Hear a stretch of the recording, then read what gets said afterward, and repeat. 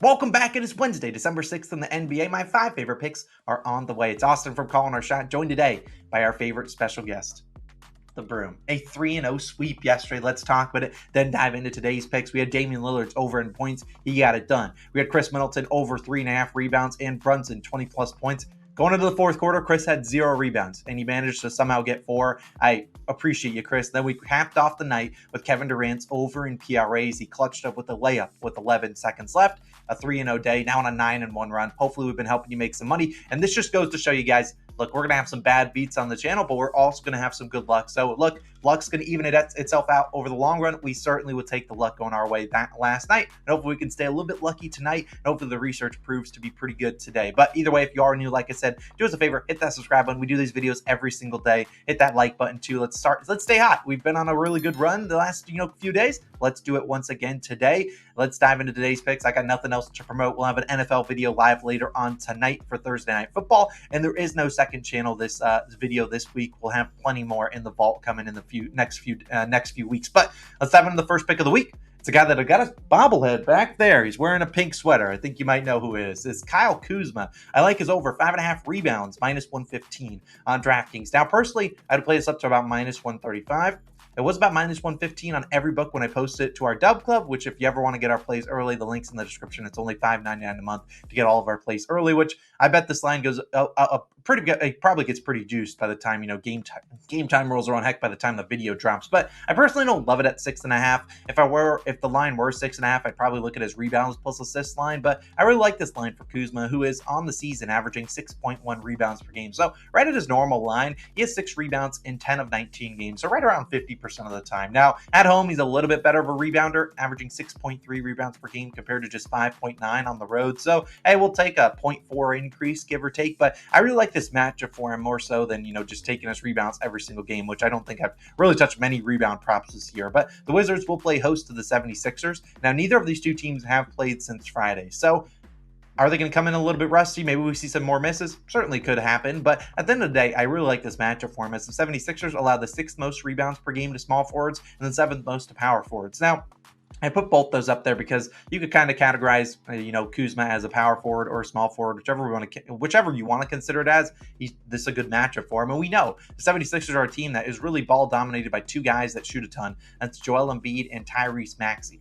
Look, neither of those guys are going to be guarded by Kyle Kuzma. He's probably going to guard Tobias Harris or maybe Kelly Oubre Jr., who is expected to return tonight. But both those guys just kind of sit on the weak side corner, and that's what leads to these small forwards and power forwards racking up the rebounds that we've seen since arriving in Washington, D.C., obviously traded away from the Lakers. Kuzma has played Joel Embiid 6 times in those games. He's had 10, 16, 7, 8, 11, and 6 rebounds going over this in all 6 games. They played earlier this year. Kuzma only 6 rebounds in that game. Heck, 6 will take today, but the 76ers shot 56% from the field. Embiid himself shot 68%. And so, look, if Embiid misses some more shots, it's normally when Kuzma's in position. And I'm not saying, Joel Embiid's going to clank every single shot tonight, but 68% is pretty tough to shoot again. And the Wizards are a team, sure, they don't play a ton of defense, but they only had 38 total rebounds in that game. They normally average about 45.5. So Kuzma's the second leading rebounder on this team in terms of rebound chances. Obviously, Daniel Gafford, their number 1 guy, going to have to go out and guard Joel Embiid.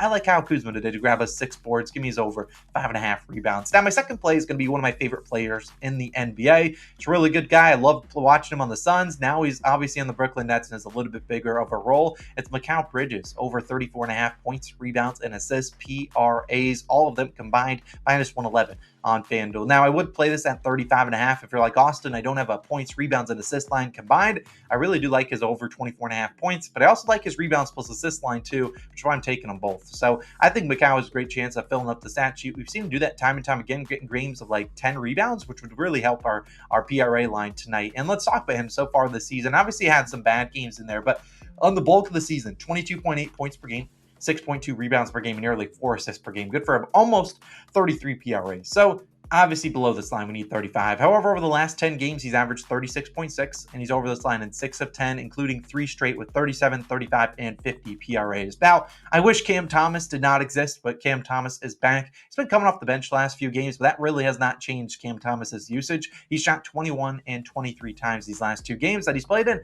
and Mikal has still managed to go over. Now, Lonnie Walker is out here, which should help us get a few more minutes, maybe, but we've seen in this matchup against the Atlanta Hawks, Mikal has just dominated. His last 5 games versus Atlanta, he's at 36, 35, 32, 49, and 59 PRAs. He's attempted 24 and 31 field goal attempts in their last 2 matchups. Now, those first 2, the 36 and 35, that came as a member of the Phoenix Suns. Let's look back on that time. He was not the number 1 option then. Now he's basically the number 1 option on the Nets, and Cam Thomas, you could argue, maybe is the number 1B, if you will, but they normally like to play through Mikal Bridges, and I really like this matchup for him in a pace-up spot against the Atlanta Hawks, because you look at Mikal so far this season, he's averaged 17.2 field goal attempts per game. In Mikal's last 8 games with 17 or more shots, he's at 42, 30, 59, 33, 37, 35, and 50 PRAs. You look at the last 2 games, shooting a ton. He's gone over this in 6 of 8 games with 17 or more shots, and his 2 misses came against Miami and Orlando, 2 really good defenses. The Hawks are not a really good defense. They don't play a ton of defense. In fact, they barely play any. And so I think with a high over-under in the 240s, they are underdogs on the road. I really like him to get back to being aggressive. He's been aggressive these last few games, shooting the ball a ton.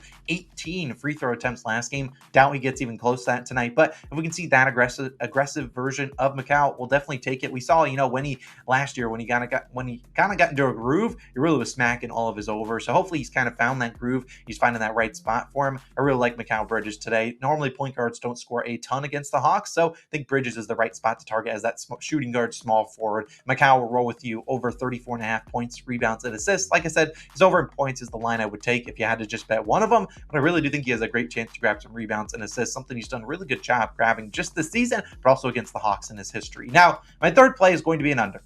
And I know we all hate unders here, and I understand here. And if this guy goes over tonight, you probably won't see me take another under for a little bit of time. But I think you guys will be okay with this under because it is Draymond Green, under 9.5 points, minus 110 on PointsBet. Now, I would play this at 8.5. And if somehow Draymond Green turns into Michael Jordan tonight, I will retire all unders because that is just how it feels to happen. But I know people are going to be comfortable taking a Draymond Green under, which don't normally like to be comfortable taking bets, but I like this one tonight. I'll talk about why, and obviously, if you want to place it, you certainly can, but make sure you're confident in any bet you're placing because you got to be confident in whatever you're putting your own money on. Now, let's talk about Draymond, who so far this season is averaging 10.1 points per game. Now, that can be a little bit skewed by a couple good games because it's such a low line that one 20-point game is going to skew your line very heavily, but you look at it, under in 7 of 12 games played. Now, obviously, he had that suspension where he was, suspended for 5 games, which is why he hasn't played a ton, but look at this game. I mean, let's talk about the motivation here for Draymond Green. Is he going to be motivated on a random Wednesday night facing the Trailblazers, who are a big 6-13? They're down Jeremy Grant. They're down basically all their good players, and they're 12.5-point favorites, the Warriors, that is. Draymond's even talked about this before. Sometimes he just does not get motivated for games like this where you're facing just a trash team. And let's call the Blazers what they are. They are trash. Now, sure, they got some good talented pieces. Maybe Anthony Simons comes back. Scoot Henderson, he's still kind of working into the fold, but they're not good. And would it be surprising anyone if the Warriors smoked them tonight? No. And this is a game in the Warriors where they kind of need, one of those big blowout victories where it's like, all right, things are clicking on all cylinders. So I really don't think the Warriors will use Draymond a ton offensively. I mean, heck, look, the Blazers don't play a ton of defense. The last option normally on offense is for Draymond to score. And Draymond, you look at him, averaging 8.6 points per game at home. He has played 2 below 500 teams. He scored 6 points in each of those. Now, the 6 points against Detroit is pretty telling. That was a trash team. Detroit, just like the Blazers, are bad. Now, Houston, he only scored 6 points against them. Houston's like 8 and 9. I don't really want to read too much into that one. But at the end of the day, this is a team against a game that they just don't really need Draymond to be out there a ton to score a ton of points. I mean, Steph Curry, Klay Thompson, Andrew Wiggins should be back. He's probable. Chris Paul should be back. He's probable. Almost a fully healthy Warriors team. I just don't see Draymond being aggressive tonight. We've seen in his last 8 games versus Portland with Stephen Curry active, he's averaged a big 5.5 points per game, going under in 7 of 8.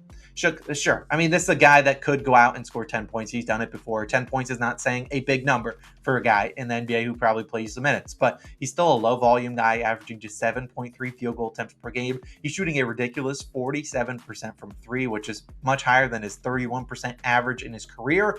You just do some regressions mentioned, this feels like a game they need to get Klay Thompson going. They need to get Steph Curry going. Heck, you need to get Wiggins going because they have a 3-game gauntlet of a schedule on the road. They get the Thunder, Suns, and Clippers, 3 teams that are likely going to make the playoffs. And it's kind of a good gauge of where you are, a month and a half, give or take, into the season. So I think this is a game to get the other guys going. Draymond, we know he's mostly pass first. I think they'll have a lot of guys open for him to just kick it out to shooters. I think those guys will take over. And if it's a blowout, I really don't see Draymond playing in the fourth quarter. So I know it's sketchy taking unders, but I will take this one. And man, if Draymond scores like 15 tonight, I'm going to be pissed. Just know you don't have to comment. If Draymond's going over, I'll be staying up late to watch it, and I will be in pain going to bed. But I think Draymond, we're going to fade him tonight. Give me his under 9.5 points. Now my fourth play is going to be a same game parlay. I'll give a couple pivots, give a couple, different things I like. It's for a guy we love on the channel. His name's Alperen Sengun. Here's how I'm playing his props tonight.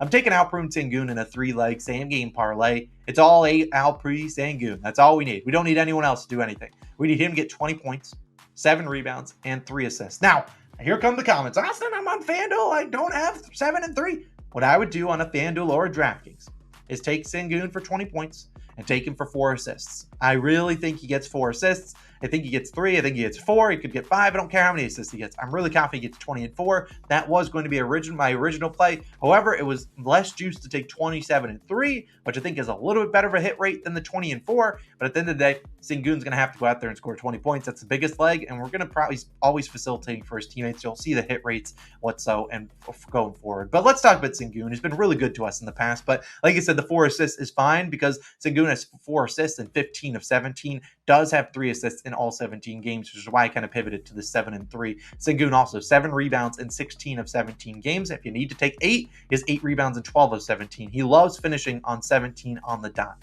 or 7 on the dot, which he's done in 4 games. However, this is a wonderful matchup for him to get rebounds. I think the Thunder give up about the 3rd or 4th most rebounds per game, and centers have just been abusing them. They give up the 2nd most rebounds per game to centers. Now, for my daily fantasy people out there, which I forgot to mention at the top, I was really close to taking Sengun's points plus assist line. That was sitting at 26.5, and then they bumped it to 27.5. And look, Sengun, I think it's going to be very tough for him to hit a 27.5 points plus assist line unless he scores at least 20 points and gets at least 3 assists. I also like his PRA line, but that's at like 37.5. I just don't see him getting that unless he has this combination of stats. So let's talk about a little bit more why. I don't love his regular prop lines. I feel like they're juiced, but I feel like this is a great same game parlay to take for him. And look, Sengun's just been dominating for us. And you look at him over his last 10 games, which is when we've kind of been targeting him. He's averaged 22.9 points per game, 9.8 rebounds per game, and 4.8 assists per game. He's had 20 plus points in 9 of 10. And he's had 7 rebounds and 3 assists in all 10 games. So this parlay is hit in 7 or 9 of his last 10. Look, I'm going to keep rolling with him. And then the advantageous matchup against the Thunder. Like, this is a guy shooting 18 times per game.